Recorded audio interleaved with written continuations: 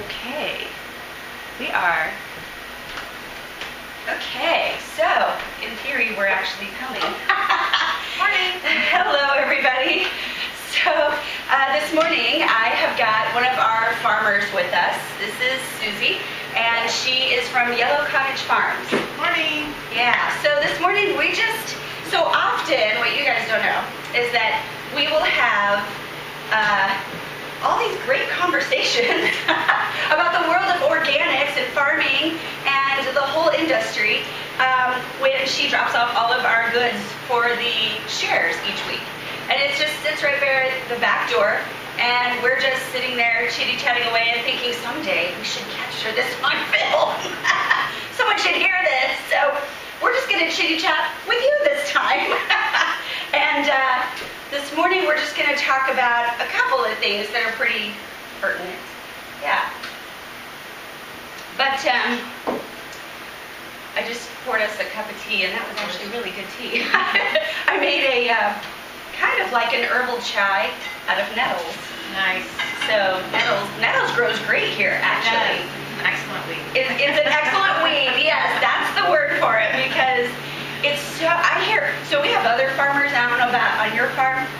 Some of our other farmers will literally curse it because nettles is also known as stinging nettles, which means as soon as you touch it, you know. You know you touched it. Yeah, it feels like fire ants, right? Right. Oh my gosh. Yeah. Unfortunately, we don't have a big problem with it. Oh yeah. The cleavers. We have a lot of cleavers. Yeah. Good as well. Cleavers are also really good for you. They're a great lymphatic cleanser, and they stick to you though when you're out. And the cats. Yeah, they stick to anything that goes by it. But that's how it does its job. It goes inside and sticks to the stuff that doesn't belong. Right. Pull it out. Yep. Yeah. And drop some more. Yes, exactly. And replant itself. Right. Yeah. But see, nettles are very nutrient dense. They're like vitamins. Right. Right. So it's like the best multivitamin that you can get from nature, and you can eat them just the plant. You just have to get rid of the stinging part. Yeah. First. That's not fun. You gotta neutralize it. So, I don't know about you. I know you set up at lots of different farmers markets. You've done a lot of different farmers markets. How many farmers markets have you done in the past? Just Probably 4 or 5. 4 or 5 different markets in our area. Right. Yeah. I know we've done a few for the co-op, and I used to do them way before I had the co-op, long ago, in another lifetime. I would do farmers markets, which are great because you get to have conversation with people a little more You meet your one-on-one. customer, right? Exactly. And that's awesome. And they can ask all the million jillion questions. Right. Right. But I know a lot of the million jillion questions I would always get, and I still get, why does it cost so much? Right. What? Why am I paying 3 and 4 times for this produce than the stand next to you or the booth next to you that's all conventional? Right. Yeah. And I think sometimes people are looking for that fast, quick answer. Right. You know? Right. The one sentence, here's why we lace it with gold. You know? Yeah. Yeah. I think it's that easy. It isn't. And a lot of, the seasonality of things also, this big, wow, I didn't know, I didn't realize we do not have strawberries in December. Yeah, right. Yes, exactly. That's another big Yeah. question. So. Which, and that's the other thing too, when people ask about the cost of things, it is going to cost more if you want something slightly out of season and you're doing like greenhousing or you have to pay for a way to make that happen. And just, you can have, like this year we had frost 2 weeks earlier than normal. Yeah. So we didn't have green beans for Thanksgiving. And people were like, well, you should have green beans. I know I should. Talk to Mother Nature. I couldn't cover it all. And so what we did save was very little. Yeah, so right. It's things like that even just farming period, whether you're conventional or organic, you can't, circumvent certain things. We have a huge aphid problem right now. And so then if you don't do some kind of remediation, you don't have a crop at all. So you have to then say, hey, am I going chocolate, like a lot of people put like Seven's dust on it. I'm not even sure what's in that. And we don't use that. So the carcinogens and neurotoxins. So yeah, not good for the bugs, but it's not good for you either. Yeah. So we tend, because our hands are in that dirt, we don't want that in our bodies, and so we don't put it on the food, which we're going to eat. We grow it for us as well, but also for our customers. Yeah. So it takes a lot more. We have to look at them every single day. You have to see, is there something invading? Is there something eating? And what can I do? Sometimes it's easy and, just hosing it down, you can get it off. But a lot of times it requires more than one treatment if you're doing diatomaceous earth or if you're using neem oil. Oh, yeah. Yeah, so then the conventional farmer is just going to, he's just spraying or dusting, and then one time that's it, he walks away, he's done?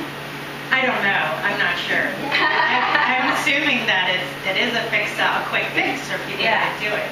And we're told that it's all fine and good, and that the cancer rate should be the same as it was back in the 50s before they introduced all this stuff, in my opinion. But now that that's just like an average everyday occurrence. Yeah. What we try to do on our farm is all the way from our chickens, our horse, donkeys, everything we're trying. It's all on our land, and it will get into the water, get into the crops. So we're careful with everything. Yeah, you have to think about the whole cycle. Right. So when somebody goes, why does this kale bunch cost 2 or 3 times as much as the guy next to you? Right. That story's not, already you haven't told me the whole story I know. No. And that's just, okay, well, we have a bad crop of aphids. You have to look at natural treatment. You have to do several applications of whatever you've chosen. Maybe you're getting ladybugs. Okay, now you're hoping they don't die off and wander. Or fly away. Right?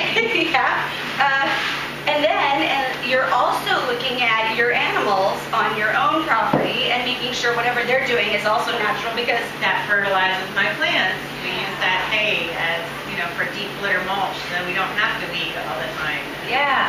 Cost savings because the plants have more water and the nutrients stay put instead of blowing off.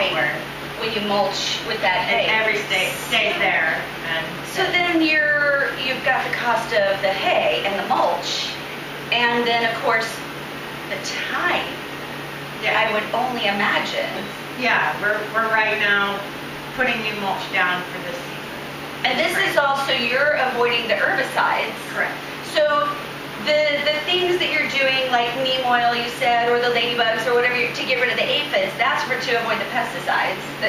Yeah. Then to avoid the herbicides for the weeds, you're doing extra mulching, getting extra hay, growing it, however you're acquiring it, and then putting it down, working it into the soil? No, you just leave it on top really thick. Oh, nice. Yeah.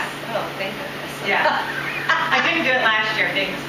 Well, see, so you learn, right, as you go. Right. It changes every year, too, because this year, look at how warm this winter is. This is crazy, and it's awesome. I'm not complaining. But I would normally not have some of the crops I do this year because they would have frozen out. Right, exactly. So, which is odd, because it's not like you planted for that. No. If you'd known. Exactly. If you only knew. If you could just predict, hey. Well, the Farmer's Almanac goes to some degree. That's right. Pretty accurate. It's pretty accurate. Yeah, that thing's been around from the 1800s. 80-something. Yeah. Maybe sooner. I love the Farmer's Almanac. I have always loved it. I do. I grew up, a lot of people don't know this, but I grew up with my family owning a small radio station in our town. Small, and I lived in a very tiny little farm town in Oklahoma, Weatherford, Oklahoma, where it's nothing but farmers. And so what my family did was the ag report to keep up with the farmers, and the weather for the farmers. Right. So I lived by the Farmer's Almanac. But then, the phases of the moon really mean something. Yeah. Before I farmed, I was I did a little bit of astronomy in high school, whatever, how far does that get you? Now I'm like, full moon, new moon, I know when things are coming. Right, exactly. And you know when it's better to plant and better to harvest. Yeah. your See, perspective. isn't that interesting how Yeah. so many people go, I say, isn't that woo-woo stuff? But honestly, it really does affect full-on crops, and that's why, to this day, the Farmer's Almanac will talk about When to full grow. moon, and so they talk about when to plant, when to harvest, Yeah. full moon, new moon, and And herbs, I think it's 10 times more important when you Yeah. harvest. yeah, Because if you think about it, like ginger, for instance, is the turmeric we grew. yeah, If the leaves are full, a lot of the nutrients are there. But once they die back, it all goes back down to the root, and that's when we harvest, so that it's so much more potent. yeah, right, so you get more out of it. Right. So see, then that's the other benefit of organics is you're getting a lot more nutrients as long as your farmer knows what they're doing, right? And Right. following the practices Right. of it. But, that's also more time. You have to Tracking. study up on it and figure out what crop, when is the best time to harvest it. Yeah. So it's not like you just go, see, this is what I envision. You're on a farm, you get your tractor, okay, all the crops are up, ready to harvest, and you just plow through the field. Sure. And the whole field is done in a It's day or ready. 2 or 3 Yeah. and done all at once. But in organics, it's different because it sounds like different plants are going to be ready at different times. Absolutely. And the herbs, if you harvest first thing in the morning versus at night. In the morning, it's all in the leaves. That's where you want it when you're harvesting the herbs. Unless you're harvesting from the root. So we harvest in the morning instead of in the afternoon or evening. Yeah, that's awesome. Yeah. Oh, I love it. So that means a world of difference in the amount of medicine and spice and flavor that you can get from that. Right, absolutely. And in your shares, like for the herbs, because they are so fresh too. The day Yeah. before is when I'm harvesting everything. Yeah. You can dry that, and it's much more potent than what you get in the grocery store. Right, exactly. Yeah. So the way we have things set up, for those of you who haven't used our shares here at the co-op, is we offer produce shares. It's just like here's a box of veggies we offer every week, every Friday and Saturday. And we tell you this is what's going to be in it. And we don't give you a box. You actually get to pick your own out of the cooler. But it's a predetermined box, so you know what's in it. Right. And on Monday, we send out our email, hey, here's what we are predicting we will have in the shares this week. And the reason we do that is because nature happens. Yeah. Sometimes I promise things, and I go, oh no. We had a rainstorm. Yeah, we had the hail last week. Exactly. Yeah. And then whoever wants it by Wednesday, they're emailing us going, yeah, I want a small share, I want a large share. And then Thursday, you drop off all I the pick it produce. Wednesday and come Thursday. And sometimes then- Friday morning. And sometimes Friday morning, that's right. And then Friday or Saturday, customers pay and pick up. So that's fresh. Yeah. Just picked, sometimes that morning, like you said. Right. And then you plop it all in your car. You've got to bag it and put it together and weigh it out. And pre-wash, because there are bugs on our farm. wash it out. Yeah, so it's being So washed. we pre-wash it, but just always, wash it again or look it over carefully. But then we bag it, then we put it in coolers with ice. In the summer especially, I've had a couple times where I didn't ice it down properly and it just doesn't last. Yeah, summer's So harsh really careful. on produce. You have to be careful. Yeah. But yeah, so then we bring it out here and then the next day you're coming to pick it up. So that little bunch of herbs that you sell, local organic herbs for like $3 a bunch, it's gone through how much of you okay, let's put some neem oil or let's put some garlic oil or ladybugs and then mulching and then, okay, is it new moon yet? Do we harvest now? Do we plant? And then you're washing and bunching and then you're packaging and labeling for our open market what's what, so you know what herb is what.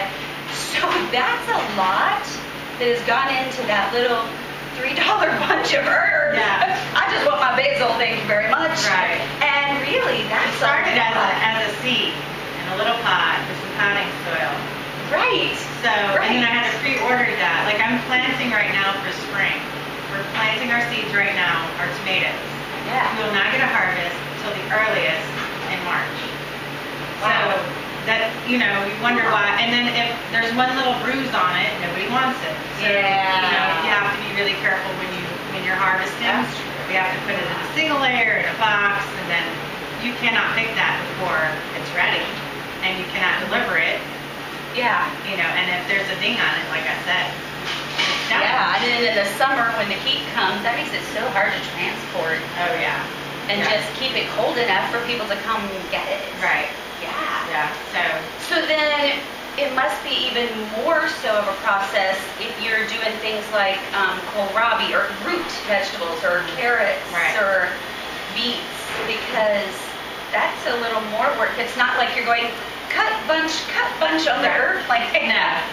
You have to scrub them. Each carrot, you have to wash each carrot. And immediately. You can't wait where it stains the carrot. You have to do it right away. Right. So sometimes when I go to like a market, I will see carrots that are brown. And I'm like, there's no dirt there. Yeah. It's completely. That's because they don't wash them soon enough. I had no idea. Yeah. Oh. You have to do it right away with carrots. That is so interesting. And you know how we have the rainbow carrots? How they're almost translucent? Yeah. That's how fresh they are. When you see a ginger, when it's like pink almost. Yes. It's really cool. That's awesome. I can check in and see if anyone's. Yeah. So I didn't know this about carrots, that your carrots can be stained, and that's the brown on them that isn't dirt, but doesn't scrub off. I mean, that's fascinating to me. It has a sound. We'll have to turn the sound off and then go, maybe that's it.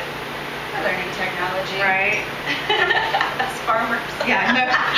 Oh my God. The co-op owner, the farmers. It's not like we know technology that well. But we know food, and we know planting, and we know gardening. We know that part really well. I know this is what we're getting. So we'll figure that out another day. Sorry guys. We will get back to your comments, I promise. We really will. Okay, so then for beets, so it's got to take longer for some crops than others. Right. I mean, your herbs usually like 120 days usually. And it's a bushy plant that'll give you a lot from one usually. Sometimes, like basil, we want to grow basil all year round. Yeah. I didn't get my tunnels closed this year, so I had cherry tomatoes and some stuff. I lost it all when we got that freeze in November. And so in the tunnel. I was planning on I would have had tomatoes all year. I do have a friend that has some coming, and I'm excited for her. She got her tunnel closed. I didn't. But so the root vegetables, like a carrot, would be 70 days. So that's 2.5 months to get a carrot. One carrot. And in the meantime, you have to keep the bugs, the rabbits. Yeah. We have gophers out there. Actually eat the no. Everything. So now you're doing like vermin control. Yeah, everything loves carrots. And all the weeds out of it. Yeah, right. It takes like 14 days for the seed to come up to see if you even did it right. Wow. You have to wait 2 weeks before you even know if you did it right. So then when you plant carrots, like I know out at the garden, the Dickinson garden, we've planted carrots here before, and we're lazy. I'm just going to admit it. We like to do lazy farming, so we just sort of broadcast it, which means we have the beds all prepped and ready, and we get the seeds and go, yep, that looks good. But then that means when it starts coming up, they're so crowded, we have to go in thin. Yeah. And so that's a whole laborious process of continuously thinning to give room for the other carrots to actually grow. Probably not all that time saving. I mean, do you go and, I have a cedar, so it's like cedar. Yeah, it's a jank cedar if you ever get one. They're amazing. But you just push them along and it disperses the seed at the correct distance. Nice. So then you do I do 7 rows in a 30-inch bed. And it also helps with the weeds because you know what's a weed and what's not when it starts coming up. Because you have a semi-straight line. Yeah, and you know what's not supposed to be there. You pull it. Oh my gosh, it sounds so much more complicated than, well, I dug a hole and I threw some seeds in my water. If you're growing for your family, and it is. It's so fun. It's so fun when you see those seeds come up. Yeah, that's true. That's the best part. When you get to see the beginning, the new growth, and you're like, oh my goodness, look, it's growing. And then you get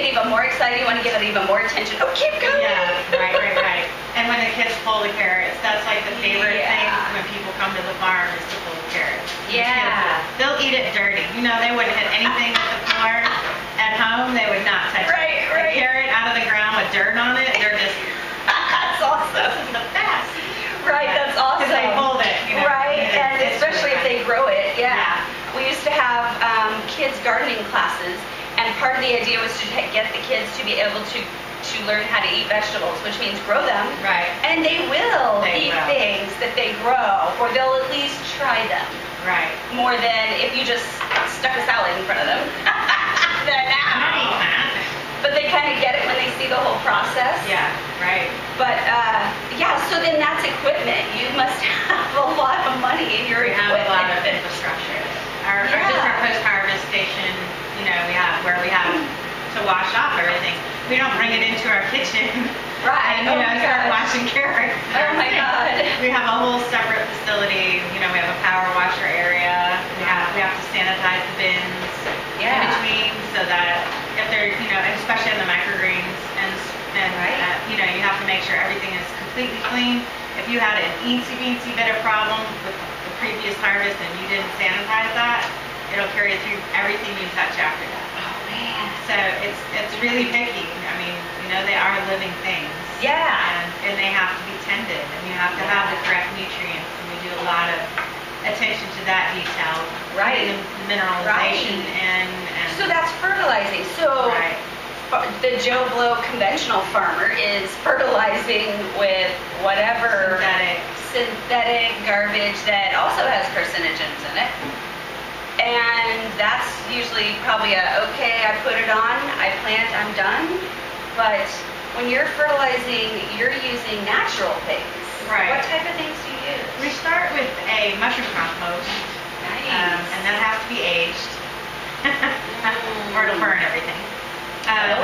And we use we have Neptune's Harvest, which is from the Atlantic Ocean. It's actually a kelp meal.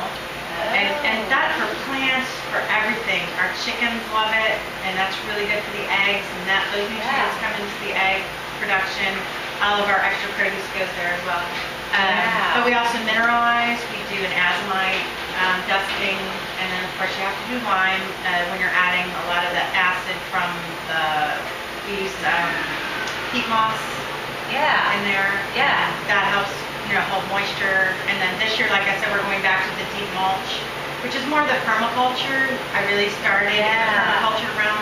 Yeah. And that's that time-consuming process. But yeah, everything comes around. I mean, this is earth. Everything comes around. If you poison it over here, you're going to get it back over here. Yeah, so exactly. We try to be our own little ecosystem. Yeah. We have really awesome well water. Yeah. It has a lot of iron in it, which is funny. So then you're adding nutrients versus the synthetic fertilizers, which actually don't do that. They're mainly just root stimulators to tell it, hurry and go do your job and get big fast so I can pull you. Right. And then they actually end up depleting some of the soil. So this is what people ask me all the time. I tell them organics have more nutrients than conventional grown produce side by side, and they go, well, I don't understand why.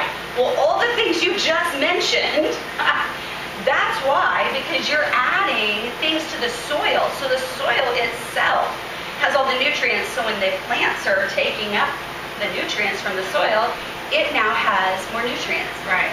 We also don't till.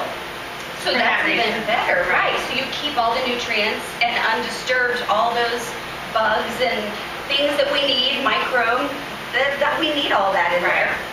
So that's amazing. Yeah. That you're keeping it intact. But conventional farmer does one time, does his fertilizing, which depletes half of it. I had a chart that used to say exactly, it would take certain vegetables and line them up conventional, organic, and it would take all the nutrients. And there would be, and I wish I had that chart, I'm going to find it. I'm going to find it one of these days. But it would say something like, okay, the organic version of these radishes have 70% more potassium, 50% more calcium, or what? I mean, it was just this whole list. It's a huge difference. Compared to your conventional, because, well, all the things you listed that you're adding, rather than depleting the soil, is why. So then, it kind of brings it right back around to, okay, so the true cost of organics, but what are you getting in return? Well, there's your multivitamin right there. Just Right. eat